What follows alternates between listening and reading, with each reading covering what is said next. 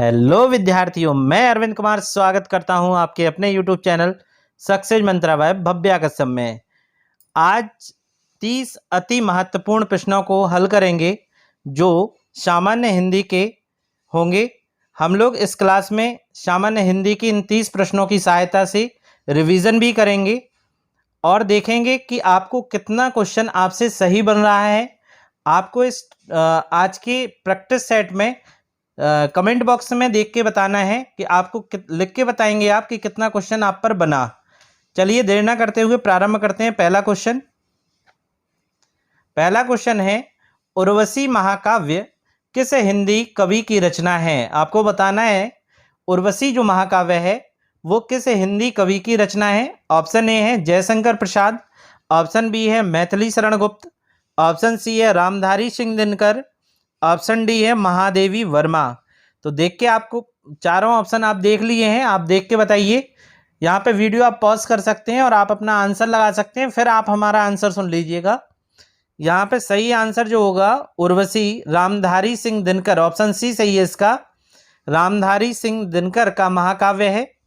रामधारी सिंह दिनकर के और भी रचनाएं हैं वो आप हमसे सुन लीजिए, नोट डाउन कर लीजिए। उर्वशी है, रश्मि रथी है, रेणुका है। कौन कौन सी बताई हैं? उर्वशी, रश्मि रथी, रेणुका, संस्कृति के 4 अध्याय, हुंकार, हुंकार बहुत ज़्यादा पूछा जाता है, शामधेनी, नीम के पत्ते, ये सभी किसके हैं? रामधारी सिंह दिनकर के हैं। क्वेश्चन नंबर दूसरे पे चलते हैं। क्वेश्चन नंबर दूसरा है, निम्नलिखित में से कौन रीतिकालीन कवि हैं। आपको बताना है इनमें से कौन रीतिकाल के कवि हैं।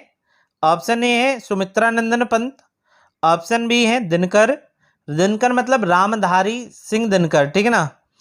ऑप्शन सी है हरियोद, ऑप्शन डी है भूषण। तो आपको बताना है इनमें से कौन से कवि रीतिकालीन कवि हैं। चलिए इसका सही आंसर होगा ऑप्शन डी भूषण। आपको हम बता दें दो कवि बहुत महत्वपूर्ण आते हैं इसके, जो भूषण हैं वो और बिहारी और भूषण दोनों रीतिकालीन कवि हैं। इनके बारे में एग्जाम में बहुत ज़्यादा बार पूछा जाता है।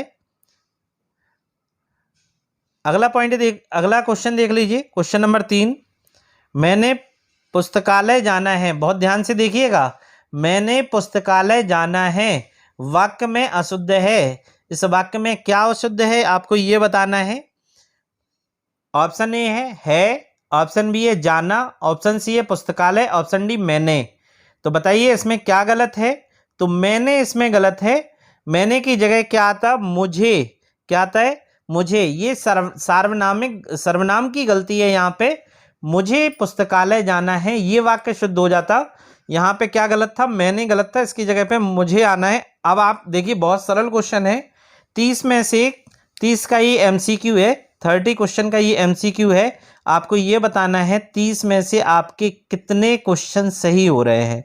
ठीक है, आपको ये बताना है कितने क्वेश्चन आपने सही कर लिए हैं 30 में से। अगर जिसके 30 में से 30 सही होंगे, समझिए आपका हिंदी का जो टेस्ट है वो आप सही करके आएंगे एग्जाम में।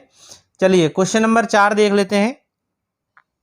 क्वेश्चन नंबर 4 कह रहा है, लोकोक्ति है ये, इसका जो अर्थ है वो है ऊपर, और आंसर में आपको लोकोक्ति बतानी है। ठीक है ना, ध्यान से पढ़िएगा।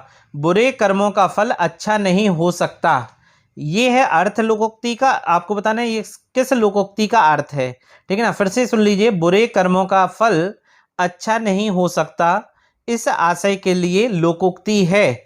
इस आशय के लिए कौन सी लोकोक्ति है? ऑप्शन ए है माया को माया मिली, कर कर लंबे हाथ, ऑप्शन बी है दूध का दूध पानी का पानी, ऑप्शन सी है लेना एक न देना दो, ऑप्शन डी है बोया पेड़ बबूल का आम कहाँ से होए।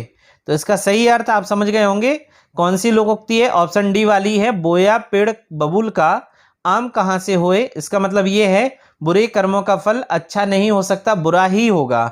जो आपने पेड़ बबूल का बोया है तो आपको बबूल के पेड़ में आम नहीं मिल सकते। क्वेश्चन नंबर 5 देख लीजिए। क्वेश्चन नंबर 5 बहुत इंपॉर्टेंट है। आपको बताना है इनमें कौन सी भाववाचक संज्ञा है। ऑप्शन देख लीजिए। ऑप्शन ए है भूकंप, ऑप्शन बी है विधायक, ऑप्शन सी है बचपन, ऑप्शन डी है परस्पर। इन चारों में से आपको बताना है कौन सी भाववाचक संज्ञा है। बहुत सरल क्वेश्चन है, देख लीजिए। इसका सही आंसर होगा ऑप्शन सी, बचपन इसमें भाववाचक संज्ञा है। बचपन इसमें भाववाचक संज्ञा क्या होती है इसके बारे में सुन लीजिए। जिस शब्द से किसी वस्तु अथवा व्यक्ति के गुण, दशा, भाव, स्वभाव का बोध होता है उसे भाववाचक संज्ञा कहते हैं। फिर से सुन लीजिए। जिस शब्द से किसी वस्तु अथवा व्यक्ति के गुण, दशा, भाव, स्वभाव का बोध होता है उसे भाववाचक संज्ञा कहते हैं। अब जैसे देख लीजिए, संज्ञा है वीर, इसका भाववाचक संज्ञा बनेगा वीरता। अपना संज्ञा है अपनापन, क्या बन जाएगा? भाववाचक। पुरुष संज्ञा है पुरुषत्व, भाववाचक। सजाना संज्ञा है सजावट, भाववाचक। कठोर संज्ञा है कठोरता, भाववाचक। ठीक है ना। बच्चा का बन जाएगा बचपन। अगला है क्वेश्चन नंबर 6। क्वेश्चन नंबर 6 कह रहा है निम्नलिखित में से कौन सा मिश्र वाक्य है। आपको बताना है इनमें से कौन सा मिश्रित वाक्य है, ये बताना है। ऑप्शन ए देख लीजिए, यज्ञदत्त देवदत्त को व्याकरण पढ़ाता है। ऑप्शन बी है वह उड़ती हुई चिड़िया पहचानता है। ऑप्शन सी है मैंने सुना है कि उसके देश में अच्छा राज प्रबंध है। ऑप्शन डी है उसमें ना पत्ते थे ना फूल थे। फटाफट इसका आंसर लगा लीजिए, फिर मैं आपको आंसर बताऊंगा। इसका आंसर आप लोग लगा लिए होंगे। इसका सही आंसर है ऑप्शन सी, मैंने सुना है कि आपके देश में अच्छा प्रबंध है। तो आप समझ गए यहाँ पे कि मिश्रित वाक्य में क्या आता है, उसकी पहचान क्या होती है। मिश्रित वाक्य क्या होते हैं, पहले इसकी परिभाषा सुन लीजिए आप। जिस वाक्य में एक से अधिक साधारण या सरल वाक्य हो और उनमें से एक मुख्य वाक्य हो, शेष उस पर आश्रित हो, उसे मिश्रित वाक्य कहते हैं। अब इसकी पहचान सुन लीजिए। पहचान क्या होती है, आपको हम पहचान लिख के बताए दे रहे हैं। पहचान क्या होती है, जब किसी दो उपवाक्यों के बीच क्या क्या लिखा हो, जब, तब, जहां, कि, जिसमें,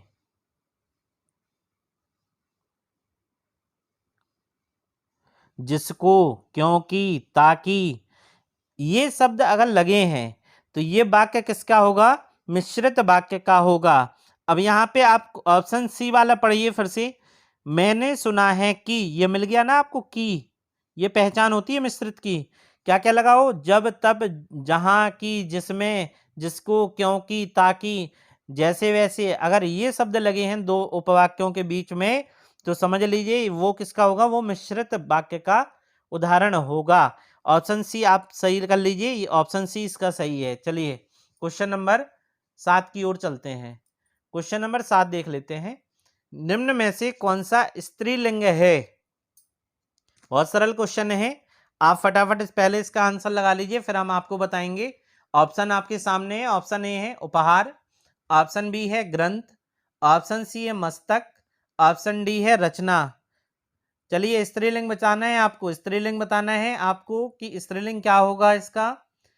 देखिए कैसे पकड़ना है, इसकी कोई परिभाषा नहीं, कोई ट्रिक नहीं। बस एक चीज दिमाग में रखिए, एग्जाम में अगर ऐसे क्वेश्चन आए पुल्लिंग और स्त्रीलिंग वाले तो क्या करेंगे आप, उसे वाक्य बनाइए। जैसे इसमें उपहार लिखा है तो उपहार दिया जाता है, जाता है मतलब पुल्लिंग में जा रहा है। अगर हम ये कहते हैं उपहार दिया जाती है तो स्त्रीलिंग में जाता। तो यहाँ पे ये काट दीजिए, ये तो क्या हो गया आपका? पुल्लिंग हो गया, उपहार दिया जाता है। दूसरा है ग्रंथ पढ़ा जाता है, ग्रंथ क्या होता है? पढ़ा जाती नहीं है, पढ़ा जाता है। तीसरा कौन सा है? मस्तक, मस्तक क्या है? मस्तक का क्या बनेगा बताइए आप लोग, मस्तक का क्या बनेगा? मस्तक का देखिए ऐसे उदाहरण समझ लीजिए, जैसे कहा जाता है कि इस व्यक्ति का मस्तक बड़ा है। मस्तक मतलब सिर, इसका मस्तक बड़ा है, तो बड़ा है बड़ी है नहीं कहेंगे यहाँ पे, इसलिए तीनों कट गए। अब क्या बचा आपका? डी बचा। तो रचना की जाती है, अगर किसी वाक्य की, अगर किसी शब्द की आपको क्या करना है तो रचना की जाती है, किया नहीं जाता। ठीक है ना, तो ऑप्शन डी इसका सही होगा। तो आपको ऐसे ही एग्जाम में वाक्य बना बना के क्या करना है, उसी क्वेश्चन को सॉल्व करना है। ठीक है, 8वां देख लीजिए। 8वां क्वेश्चन है, जिस शब्द का प्रयोग सदा बहुवचन में होता है उसे क्या कहते हैं। जिस शब्द का प्रयोग सदा बहुवचन में होता है, फिर से सुन लीजिए, किस शब्द का प्रयोग सदा बहुवचन में होता है, इन चारों में से आपको यह बताना है। चलिए, ऑप्शन ए है गाय, ऑप्शन बी है दर्शन, ऑप्शन सी है बहन, ऑप्शन डी है लता। फटाफट इसका आंसर लगा लीजिए। इसका आंसर क्या होगा, इसका सही आंसर क्या होगा, इसका आंसर हम बता रहे हैं आपको। इसका आंसर होगा ऑप्शन बी, दर्शन। दर्शन का प्रयोग सदा किसमें होता है, बहुवचन में होता है। अब हम आपको कुछ शब्द ऐसे बता रहे हैं जो हमेशा बहुवचन में यूज होते हैं, फटाफट नोट कर लीजिए अपने कॉपी पे। हस्ताक्षर, ध्यान से सुनिएगा, हस्ताक्षर का प्रयोग किसमें होता है, बहुवचन में। आंसू, आंसू का प्रयोग बहुवचन में होता है। दर्शन, प्राण, अक्षत, अक्षत होता है मतलब कच्चे चावल होते हैं अक्षत, अक्षत, लोग, जन, ये सब किसके, बहुवचन में प्रयोग होते हैं। अब कुछ शब्द हम आपको बता रहे हैं जो हमेशा एक वचन में प्रयुक्त होते हैं, कौन कौन से हैं, वो है पानी, दूध, दही, जनता, बारिश इत्यादि। ये शब्द किसमें होते हैं, हमेशा एक वचन में प्रयुक्त होते हैं। चलिए ठीक है, अगला देख लीजिए क्वेश्चन नंबर 9। निम्नलिखित में से भाववाच्य का उदाहरण कौन सा है। यहाँ पे देखिए कितना इंपॉर्टेंट क्वेश्चन आया है, वाच्य का ये क्वेश्चन है। आपको बताना है निम्नलिखित में से भाववाच्य का उदाहरण कौन सा है। ऑप्शन ए है समाचार पत्र पढ़ा जाता है, ऑप्शन बी है इसमें धूप में चला नहीं जाता, ऑप्शन सी है मानव पढ़ता है, ऑप्शन डी है फल खाया जाता है। फटाफट आंसर लगाइए इसका। भाववाच्य पूछ रहा है, अगर आपके एग्जाम में भाववाच्य पूछे तो सबसे पहले दिमाग में डाल लीजिए, ये 99% वाली ट्रिक बता रहा हूं जो आपके एग्जाम में आपका फायदा करेगी। किसी भी एग्जाम में अगर भाववाच्य पूछे तो उसमें आपको नेगेटिव सेंटेंस देखना है कि कौन सा नेगेटिव है। सीधा डिट्टो आंसर में लगाइए, सही होगा आपका। आपको क्या लगाना है, नेगेटिव देखना है। अब इसमें से नेगेटिव देखिए, ऑप्शन बी में मिल रहा है धूप में चला नहीं जाता, उससे उठा नहीं जाता। ऐसे क्वेश्चन के उदाहरण आपके एग्जाम में देखने को मिलेंगे। और देखिए इसमें नहीं लिखा है ना, तो ये भाववाच्य का होगा। अब ज्यादा उसमें दिमाग नहीं, ये ट्रिक बता दी हमने आपको। अब ज्यादा दिमाग ना लगाइए कि उसमें कृतवाच्य, कर्मवाच्य और भाववाच्य। आपको भाववाच्य आया है, उसमें नेगेटिव देखिए, आंसर लगाइए, सही आंसर होगा आपका। ठीक है ना। चलिए क्वेश्चन नंबर 10। क्वेश्चन नंबर 10 कह रहा है, उसने कहा था कहानी के लेखक हैं। उसने कहा था ये कहानी है, उसके लेखक कौन है। उसने कहा था ये एक प्रकार की कहानी है, उसके लेखक कौन है, ये कहानी किसने लिखी है। ठीक है ना। Option A Ashok Kumar, option B है प्रेमचंद्र, ऑप्शन सी है चंद्रधर शर्मा गुलेरी, ऑप्शन डी है यशपाल। फटाफट आंसर लगाइए इसका। आंसर सी इसका सही होगा, चंद्रधर शर्मा गुलेरी। उसने कहा था, ये कहानी है उनकी, उसके लेखक हैं ये। क्वेश्चन नंबर 11 देख लेते हैं। क्वेश्चन नंबर 11 है, निम्नलिखित वाक्यों में से अपादान कारक का उदाहरण कौन सा नहीं है। ये बताना है आपको, इनमें से कौन सा अपादान कारक का उदाहरण नहीं है। फटाफट इसका आंसर लगा लीजिए। ऑप्शन आपके सामने, ऑप्शन हम पढ़े दे रहे हैं। ऑप्शन ए है राधा घर से निकली, ऑप्शन बी है वह कुल्हाड़ी से वृक्ष काटता है, ऑप्शन सी है सीता गीता से अच्छा गाती है, ऑप्शन डी है मुझे आपसे बहुत डर लगता है।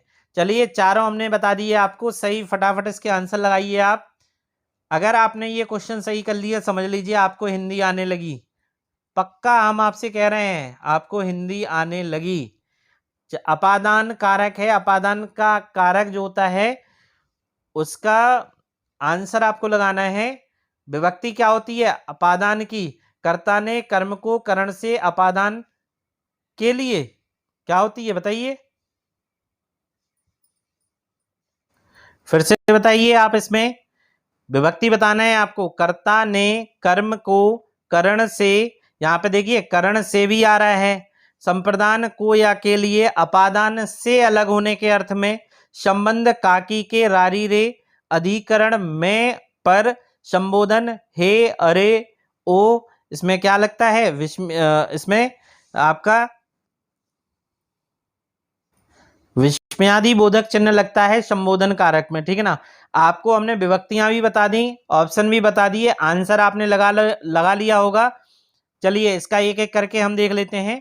ऑप्शन ए पे चलते हैं। राधा घर से निकली, तो राधा घर से अलग हुई, तो यहाँ पे अपादान कारक है, टिक लगा लीजिए, ये तो सही है आपका, अपादान कारक है।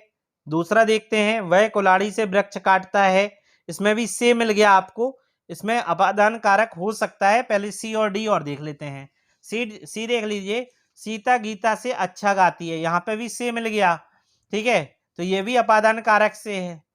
चलिए डी वाला, मुझे आपसे बहुत डर लगता है, तो ये भी अपादान कारक। तो आंसर क्या सही होगा भाई, आंसर क्या सही होगा, आंसर हम बताते हैं आपको क्या सही होगा। ऑप्शन ए है, राधा घर से निकली, अलग होने के अर्थ में, टिक कर लीजिए, सही है आपका। ऑप्शन सी, सीता गीता से अच्छा गाती है, जब दो व्यक्तियों की तुलना हो रही है और बीच में से आ जाए तो वो भी अपादान कारक का होता है, ठीक है ना। और तीसरा होता है, डर के भाव में अपादान कारक आता है, मुझे आपसे बहुत डर लगता है, तो ए सी डी ये आपके अपादान कारक के हो गए उदाहरण। अब बचा कौन सा, बी। अब ये बी वाला जो है वो करण कारक का उदाहरण है। किसका कारक का है, करण कारक का है। राम ने कलम से पत्र लिखा, ठीक है ना, या गीता ने डंडे से कुत्ते को मारा, यहाँ पे से आ रहा है ना दोनों में। अब यहाँ पे कैसे आप पकड़ेंगे, करण कारक वह कारक होता है जिसके माध्यम से कोई कार्य किया जाए। यहाँ पे कुल्हाड़ी के माध्यम से वृक्ष काटा जा रहा है, राम ने कलम से पत्र लिखा, कलम के माध्यम से पत्र लिखा जा रहा है। समझ में आ गया। समझाने के लिए इतना समय दिया हमने इस क्वेश्चन पे कि आपको वाकई ये क्वेश्चन समझ में आ जाए। अपादान कारक में से विभक्ति होती है अलग के भाव में, लेकिन नई चीज हम आपको बता दें, अलग के भाव में तो होती ही है, साथ ही साथ जब दो लोगों की तुलना हो रही है तब अपादान कारक आएगा, और डर के भाव में भी अपादान कारक आएगा। और जब किसी के माध्यम से कोई कार्य किया जाए वहां पे करण कारक आए और से विभक्ति लगी हो तब भी करण कारक वहां पे आएगा। चलिए क्वेश्चन नंबर 12 पे चलते हैं। क्वेश्चन नंबर 12 बहुत सरल है। क्वेश्चन नंबर 12 कह रहा है, वर्तनी की दृष्टि से निम्नलिखित में से कौन सा शब्द शुद्ध है, अशुद्ध है, सॉरी अशुद्ध बताना है आपको, कौन सा शब्द अशुद्ध है। ऑप्शन ए परिशिष्ट, ऑप्शन डी है कैलाश, ऑप्शन सी है तिरस्कार तिरस्कार, ऑप्शन डी है पुरस्कार। तो फटाफट इसका आंसर आप लोग हमें बताइए, क्या लगाएंगे आप लोग इसका आंसर। चलिए इसका आंसर हम बताई दे रहे हैं, इसका आंसर होगा परिशिष्ट। क्या होगा, परिशिष्ट। अब गलत क्या है इसमें, तो ठा की जगह टा लगाना है, परिशिष्ट सही लिखा है, लिखा गलत नहीं है, केवल ठा की जगह टा लगाना है आपको। चलिए यही होगा परिशिष्ट, ये सही है। कैलाश विद्यार्थियों ऐसा ही लिखा जाता है, ये शुद्ध माना जाता है। जो आप कैलाश में ये वाला सा लगा देते हो ना, कैलाश में ये वाला सा, यहाँ पे ये गलत माना जाता है वर्तनी किसमें, आपके व्याकरण की दृष्टि से। तिरस्कार सही लिखा है, पुरस्कार ऐसे ही लिखा है, पुरस्कार नहीं होता है, पुरस्कार होता है, पुरस्कार, ठीक है। क्वेश्चन नंबर 13, क्वेश्चन नंबर 13 कह रहा है, पुरोहित शब्द में कौन सा उपसर्ग लगा है। अब उपसर्ग क्या होते हैं और प्रत्यय क्या होते हैं, ठीक है ना। आपको उपसर्ग जो शब्द के पहले लगकर, ठीक है, शब्द का अर्थ बदल देते हैं वो उपसर्ग कहलाते हैं, और जो शब्द के बाद में लगते हैं वो प्रत्यय कहलाते हैं, ठीक है ना। अब यहाँ पे उपसर्ग कौन सा है पुरोहित में, ऑप्शन ए है पुरो, ऑप्शन बी है पुर, ऑप्शन सी है पुराहा, ऑप्शन डी है पुरस। फटाफट इसका आंसर लगा लीजिए, ऑप्शन सी इसका सही है पुराहा, ऑप्शन सी सही है इसका पुराहा, पुराहा उपसर्ग इसमें। चलिए क्वेश्चन नंबर 14, क्वेश्चन नंबर 14 बहुत ही इंपॉर्टेंट, हर एग्जाम में ये क्वेश्चन पूछा गया है। हिंदी किस परिवार की भाषा है, आपको बताना है हिंदी किस परिवार की भाषा है। सामी सामी हामी परिवार की भाषा है, या भारोपीय परिवार की भाषा है, या काकेशी परिवार की भाषा है, या पापुई परिवार की भाषा है। फटाफट इसका आंसर लगा लीजिए, ये भारोपीय परिवार की भाषा है। कौन से परिवार की है, ऑप्शन बी भारोपीय। अब यह भारोपीय जो परिवार होता है, भारोपीय भाषा परिवार, यह सबसे बड़ा परिवार माना जाता है भाषा की दृष्टि से, ठीक है ना। क्वेश्चन नंबर 15 पे चलते हैं। क्वेश्चन नंबर 15 कह रहा है, निम्न में से पुल्लिंग शब्द कौन सा है, पुल्लिंग बताना है आपको कौन सा है। स्त्रीलिंग पुल्लिंग कैसे पकड़ना था हमने आपको बता दिया था, यहाँ पे पुल्लिंग बताना है आपको। पुल्लिंग कौन सा है? ऑप्शन ए शिक्षा, ऑप्शन बी सेना, ऑप्शन डी अवस्था, ऑप्शन सी अवस्था, ऑप्शन डी नगर। फटाफट इसका आंसर लगाइए, आप लोग अपने से लगाइए, बाद में हम आंसर बताएंगे आपको, ठीक है ना। आप अपने से लगाइए इसका आंसर। चलिए इसका आंसर हम बता दे रहे हैं, ऑप्शन डी इसका नगर, ठीक है, क्योंकि शिक्षा दी जाती है, सेना सेना जो है युद्ध में लड़ती है, और अवस्था बदलती रहती है, ठीक है ना, तो सब में तीती आ रहे हैं ना। और नगर, नगर में हम लोग रहते हैं, ठीक है ना, या राम नगर में रहता है, ता है आ गया इसमें, तो यहाँ पे क्या आ जाएगा? पुल्लिंग जो होगा वो डी होगा।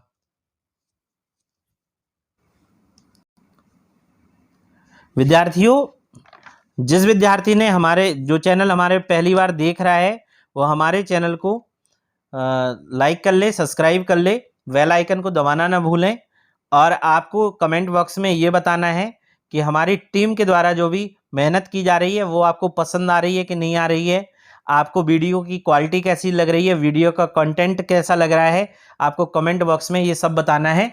चलिए क्वेश्चन नंबर 16 पे चलते हैं। क्वेश्चन नंबर 16 कह रहा है बहाव शब्द में प्रत्यय है। बहाव में कौन सा प्रत्यय? अभी हमने बताया था शब्द के बाद में लगते हैं प्रत्यय, तो बहाव में कौन सा प्रत्यय? ऑप्शन ए है वह, ऑप्शन बी है हाव, ऑप्शन सी है बा, ऑप्शन डी है आव। फटाफट इसका आंसर लगा लीजिए, चारों ऑप्शन हमने बता दिए हैं, इसका सही आंसर होगा आव। कौन सा है? ऑप्शन डी आव इसमें प्रत्यय है। बहुत छोटे छोटे क्वेश्चन है, 30 में से 30 आपके सही होने चाहिए थे। चलिए क्वेश्चन नंबर 17 पे चलते हैं। क्वेश्चन नंबर 17 कह रहा है दावानल इस एक शब्द के लिए उचित अनेक शब्द चुनिए, ठीक है ना। तो एक शब्द ये है दावानल, इसका अर्थ क्या होता है आपको ये बताना है, सीधी सीधी बात है। ऑप्शन ए है पानी की आग, ऑप्शन बी है समुद्र की आग, ऑप्शन सी है जंगल की आग, ऑप्शन डी है पेट की आग। फटाफट इसका आंसर बताइए आप लोग, क्या होगा? दावानल, दावानल का होगा जंगल की आग, ऑप्शन सी इसका सही है। दावानल का मतलब होता है जंगल की आग। अब पेट की आग को लिए एक शब्द क्या होगा? पेट की आग, वो होगा जठराग्नि, जठराग्नि होगा पेट की आग के लिए एक शब्द। और अगर आपसे पूछा जाए समुद्र में लगने वाली आग, समुद्र में लगने वाली आग के लिए एक शब्द क्या होगा? तो वो होगा बड़वानल। क्या होगा? बड़वानल होगा, ठीक है ना, समझ गए। तो आपको तीनों याद करना है, जठराग्नि, बड़वानल और दावानल, ये तीनों में से एक कोई क्वेश्चन एग्जाम में देखने को मिलता है। क्वेश्चन नंबर 18 पे चलते हैं। क्वेश्चन नंबर 18 कह रहा है शुद्ध वाक्य छांटिए। आपको इनमें से शुद्ध वाक्य बताना है। ऑप्शन ए मुझसे यह काम संभव नहीं हो सकता, मुझसे यह काम संभव नहीं हो सकता। ऑप्शन बी है वह बात करना नहीं चाहती थी, ऑप्शन सी है मैं आपकी भक्ति करता हूं, ऑप्शन डी है बाघ और बकरी एक घाट पानी पीती हैं, एक घाट पर पानी पीती हैं, ठीक है ना। अब आपको इसका शुद्ध वाक्य बताना है, चारों में से कौन सा सही है? फटाफट देख लीजिए आप। ऑप्शन बी इसका सही है, वह बात करना नहीं चाहती थी, ऑप्शन बी सही है। अब गलत क्या है? ऑप्शन ए, ऑप्शन सी और ऑप्शन डी में। पहले ऑप्शन ए का देख लो, मुझसे यह काम संभव नहीं हो सकता, यही लिखा है ना, तो इसमें गलत क्या है? इसमें द्विरुक्ति संबंधी त्रुटि है। अब द्विरुक्ति संबंधी त्रुटि क्या है? इसे हटाएंगे तो क्या सही बनेगा? मुझसे यह काम नहीं हो सकता, तो संभव काट दीजिए, मुझसे यह काम नहीं हो सकता। संभव तो जबरदस्ती का लगाए थे इसलिए गलत हो गया ये।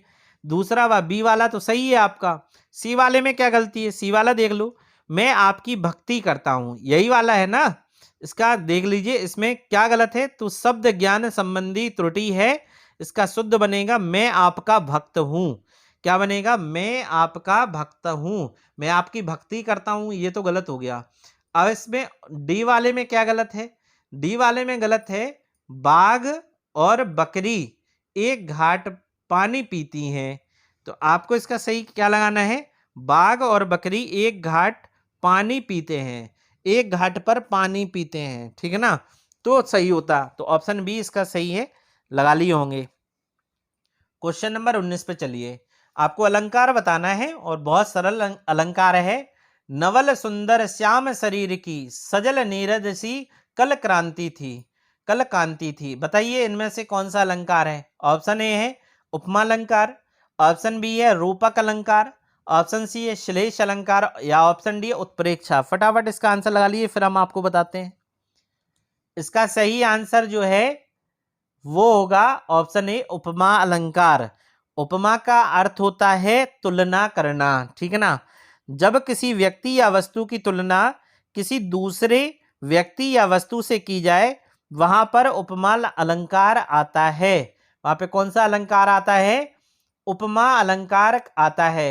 यहाँ पे समझ गए? उपमा अलंकार इसका आंसर सही होगा। चलिए क्वेश्चन नंबर 20 पे चलते हैं। क्वेश्चन नंबर 20 कह रहा है प्रतिमान में कौन सा समास है? आपको बताना है प्रतिमान में कौन सा समास है। ऑप्शन ए है द्वंद्व समास, ऑप्शन बी है तत्पुरुष समास, ऑप्शन सी है आपका द्विगु समास, ऑप्शन डी है अव्ययी भाव समास। बताना है आपको प्रतिमान में कौन सा समास है। तो यहाँ पे जो आंसर सही होगा अव्ययी भाव समास, ऑप्शन डी अव्ययी भाव समास सही होगा। ठीक है, प्रतिमान में जब किसी शब्द के पहले, हम आपको बता रहे हैं, ये देखिए ट्रिक होती है किसकी? अव्ययी भाव समास की। अगर ये शब्द लगे हैं किसी भी शब्द के पहले, लगा है यथा, क्या लगा है? यथा, प्रति, प्रति लगा है, ठीक है, बे लगा है, भर लगा है, ठीक है, और प्रा लगा है। अगर इन पांच में से कोई भी शब्द लगा है या आ लगा है, 6 हो गए। चलिए 6 में से अगर कोई भी शब्द लगा है तो आप तत्काल उसमें क्या लगाइए? अव्ययी भाव समास। यहाँ पे प्रति लगा था ना, यहाँ पे क्या लगा था? प्रति लगा था, ये वाला लगा था। यहाँ पे देखिए यथा संभव, यथा शक्ति, ठीक है ना। अगर ऐसे उदाहरण आए तो आप क्या लगाएंगे? अव्ययी भाव। प्रतिदिन, प्रति एक, प्रति माह, क्या लगाएंगे आप? अव्ययी भाव। बेशर्म, बेकाम, क्या लगाएंगे? अव्ययी भाव। भर पेट, क्या लगाएंगे? अव्ययी भाव, ठीक है ना। चलिए आजन्म, क्या लगाएंगे? अव्ययी भाव लगाएंगे। या फिर अगर वहां पर एग्जाम में कुछ ऐसे शब्द आए जो मिलते जुलते हों, जैसे दिनों दिन, कैसे? दिनों दिन। अगर ये शब्द आ जाए रातों रात, रातों रात, दिनों दिन, रातों रात, धड़ाधड़, धड़ाधड़, कुछ ऐसे शब्द आ जाए तो वहां पे भी कौन सा समास आएगा? अव्ययी भाव समास आएगा। चलिए अगला क्वेश्चन देख लेते हैं। अगला क्वेश्चन देख लीजिए, क्वेश्चन नंबर 21। निकेतन किसका पर्यायवाची है? आपको बताना है निकेतन किसका पर्यायवाची है। ऑप्शन ए है पुष्प का, ऑप्शन बी है पर्वत का, ऑप्शन सी है घर का, ऑप्शन डी है आकाश का। फटाफट इसका आंसर लगा लीजिए। निकेतन किसका पर्यायवाची है? तो ऑप्शन सी घर का पर्यायवाची है। चलिए अगला देख लेते हैं। अगला है रिक्त स्थान के लिए उपर्युक्त शब्द क्या होगा? ये पुलिस में ये ऐसे क्वेश्चन पूछते हैं। उत्तर प्रदेश पुलिस में पहले ये क्वेश्चन पूछा भी गया है। रिक्त स्थान की पूर्ति करना है आपको। इसमें कौन सा सही होगा? मैं गाने का डैश कर रहा हूं। मैं गाने का क्या कर रहा हूं? कसरत कर रहा हूं। ऑप्शन ए में कसरत लिखा है, ऑप्शन बी में मैं गाने का मेहनत कर रहा हूं, ऑप्शन सी में मैं गाने का अभ्यास कर रहा हूं, या ऑप्शन डी में मैं गाने का श्रम कर रहा हूं। तो क्या सही होगा इसका? ऑप्शन सी, मैं गाने का अभ्यास कर रहा हूं। चलिए क्वेश्चन नंबर 23 पे चलते हैं। क्वेश्चन नंबर 23 कह रहा है निम्नलिखित में से कौन सा सकर्मक क्रिया का उदाहरण है? सकर्मक और अकर्मक क्रियाएं मैंने आपको बहुत डिटेल में बताई थी। आप पिछले टेस्टों में आप देख सकते हैं, मैंने पिछले 5 टेस्ट करवा दिए हिंदी के। जो विद्यार्थी उन 5 को कंप्लीट कर लेगा, कई महत्वपूर्ण क्वेश्चन उनमें से ही हैं। ठीक है, छठवां ये मैंने डाला है आज। इसमें देख लीजिए निम्नलिखित में से कौन सा सकर्मक क्रिया है। सकर्मक क्रिया क्या होती है? जिसमें कर्म होता है या कर्म होने की संभावना होती है, सकर्मक क्रिया कहलाती है। ऑप्शन ए है पक्षी उड़ता है, ऑप्शन बी है बालक रोता है, ऑप्शन सी है लड़के क्रिकेट खेल रहे हैं। देखिए इस क्रिया में कर्म होने की संभावना है। ठीक है, क्रिया है खेलना और क्रिकेट है कर्म। तो यहाँ पे ऑप्शन सी में आपको मिल गया। ऑप्शन डी में गेहूं पिस रहा है, इसमें कर्म नहीं मिलेगा। ऑप्शन ए में पक्षी उड़ता है, कर्म नहीं है इसमें। ऑप्शन बी है बालक रोता है, इसमें भी कर्म नहीं है, तो ऑप्शन सी इसका सही होगा। ठीक है ना। आपको हमने ये भी बताया था कि जो अकर्मक क्रिया होती है उसमें कुछ क्रियाएं ऐसी आप याद कर लीजिए जो हम बताते हैं। रोना है, हंसना है, उड़ना है, उगना है, पिसना है, कूदना है। ठीक है ना। तो 6 हमने आपको बताए, इन 6 में आपका फंस जाएगा। चलिए, अगर ये 6 क्रिया आ गई तो समझ लीजिए अकर्मक क्रिया का होगा। क्वेश्चन नंबर 24 पे चलते हैं। सीमा तेज चलती है वाक्य में क्रिया विशेषण है। आपको बताना है सीमा तेज चलती है वाक्य में कौन सा क्रिया विशेषण है। ऑप्शन ए है सीमा, ऑप्शन बी है तेज, ऑप्शन सी है चलती, ऑप्शन डी है। आप बताइए फटाफट इसका आंसर क्या लगाएंगे आप। चलिए, इसका आंसर आप लगा लीजिए ऑप्शन बी तेज। ठीक है ना। जैसे यूपी टेट में पूछा गया था राम धीरे धीरे चलता है, तो वहां पे पूछा था इसमें क्रिया विशेषण कौन सी है, तो धीरे धीरे था वहां पे। ठीक है ना। यहाँ पे क्या था, तेज। अब क्रिया विशेषण क्या होता है ये हम आपको बता दें। वो शब्द जो क्रिया की विशेषता बताते हैं क्रिया विशेषण कहलाते हैं। वो शब्द जो क्रिया की विशेषता बताते हैं क्रिया विशेषण कहलाते हैं। यहाँ पे देखिए ऑप्शन ए में सीमा था ना, वो करता था, चलती चलना क्या था, क्रिया था, और तेज क्या है, क्रिया विशेषण है। चलिए क्वेश्चन नंबर 25 पे चलते हैं। क्वेश्चन नंबर 25 है निम्नलिखित में से कौन सा वाक्य शुद्ध है। आप वाक्य पढ़िए और आपको बताना है कौन सा वाक्य शुद्ध है।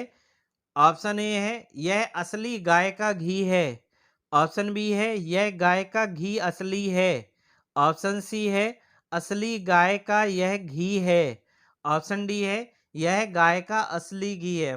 बताइए चारों में से फटाफट इसका आंसर सही क्या होगा। इसका सही आंसर होगा ऑप्शन डी, पढ़िए, यह गाय का असली घी है। ठीक है। चलिए, आपने कर दिखाया। क्वेश्चन नंबर 26 पे चलते हैं। क्वेश्चन नंबर 26 है अपने आप यह काम सीख लूंगा। अपने आप यह काम सीख लूंगा इस वाक्य में निजवाचक सर्वनाम है। कौन सा निजवाचक सर्वनाम है आपको बताना है। ऑप्शन ए है आप, ऑप्शन बी है सीख, ऑप्शन बी है सीख, ऑप्शन सी है यह है, ऑप्शन डी है काम। तो अपने आप सीख लूंगा, इसमें आपको बताना था कौन सा निजवाचक है सर्वनाम। तो आप जो है ऑप्शन ए वो निजवाचक सर्वनाम होता है। ठीक है ना। आप जो है वो निजवाचक सर्वनाम होता है। क्वेश्चन नंबर 27 पे देख लो। इनमें से कौन अयोग्य वाह्य वर्ण है, आपको ये बताना है। अयोग्य वाह्य वर्ण बताना है, वर्णमाला से ये क्वेश्चन है। ऑप्शन ए है पा, ऑप्शन बी है ला, ऑप्शन सी है आहा, ऑप्शन सी है अंग, ऑप्शन डी है का। तो आपको बताना है कौन सा इसका है। तो ऑप्शन सी इसका सही है। अंग और आहा जो होते हैं, अंग और आहा जो होते हैं वो कौन से शब्द होते हैं, आपके अयोग्य वाह्य वर्ण होते हैं, अंग और आहा। अंग का उच्चारण स्थान नासिक होता है, आहा का उच्चारण स्थान कंठ होता है। ठीक है ना। दोनों आपको याद रखना है, एक का नासिका है और दूसरे का कंठ है। चलिए, क्वेश्चन नंबर 28 जो है वो आपके संधि विच्छेद से है। गिरीश का सही संधि विच्छेद आपको करके बताना है, ये नहीं बताना है इसमें कि ये कौन सी संधि है। आपको तो केवल ये बताना है कि इसका सही संधि विच्छेद क्या होगा। ऑप्शन ए है गिरी धन इस, ऑप्शन बी है गिरी धन ईश, ऑप्शन सी है गिर धन ईश इस, ऑप्शन डी है गिर धन ईश।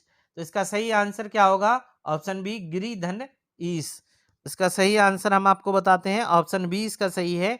अब इसमें देखिए आपको आपको जो ना पहले वाले का, इस वाले का लास्ट वाला वर्ण देखना है, इसमें कौन सी मात्रा लगी है, तो इसमें छोटी की लगी है। और दूसरे वाले का आपको पहला वाला देखना है, इसमें कौन सी मात्रा लगी है, इसमें बड़ी की लगी है। जब दो एक जैसे सवर्ण हो तो वहां पे संधि कौन सी बनती है, वहां पे संधि जो बनेगी आपकी दीर्घ संधि बनेगी। कौन सी, दीर्घ स्वर संधि का ये उदाहरण था गिरीश। ठीक है। चलिए क्वेश्चन नंबर 29 पे चलते हैं। निम्नलिखित में से तत्सम कौन सा है, आपको ये बताना है। तत्सम बताना है आपको, इनमें से तत्सम कौन सा है। चलिए ऑप्शन देख लीजिए। ऑप्शन है खीर, ऑप्शन बी है अमीय, ऑप्शन सी है कोक, ऑप्शन डी है नासिका। इसका सही आंसर बताइए आपका क्या होगा। इसका सही आंसर हम बता दे रहे हैं, इसका सही आंसर होगा ऑप्शन डी नासिका। नासिका तत्सम है और नाक इसका क्या होता था, तद्भव हो जाता, नाक तद्भव हो जाता। ठीक है ना। खीर देखिए तद्भव है इसका, तत्सम हो जाएगा क्षीर। अमीय तद्भव है इसका, तत्सम हो जाता है अमृत। कोख तद्भव है इसका, तत्सम हो जाता है कुक्षी। ठीक है ना, तो ये तीनों तद्भव थे, नासिका जो था तत्सम था। आज का आखिरी क्वेश्चन देख लो, बहुत इंपॉर्टेंट क्वेश्चन है। इसका आंसर हम कमेंट बॉक्स में आपसे देखना चाहेंगे इसका, ठीक है ना। इसका आंसर आपको बताना है। ऑप्शन ए है इसका, पहले तो पढ़ लीजिए। इंसा अल्लाह खां द्वारा रचित रानी केतकी की कहानी का दूसरा नाम क्या है? बहुत इंपॉर्टेंट क्वेश्चन है। कल मैं इसका आंसर आपको बता सकता हूं, कमेंट बॉक्स में ही कल मैं इसका आंसर दूंगा, लेकिन आपको आज इसका आंसर बताना है। ऑप्शन ए है राजा भोज का सपना, ऑप्शन बी है उदयभान चरित, ऑप्शन सी है शुभा विलास, ऑप्शन डी है माधव विलास। तो इंसा अल्लाह खां द्वारा रचित रानी केतकी की कहानी का दूसरा नाम क्या है? तो इसका आंसर आप लोग कमेंट बॉक्स में हमें लिख के बताएंगे।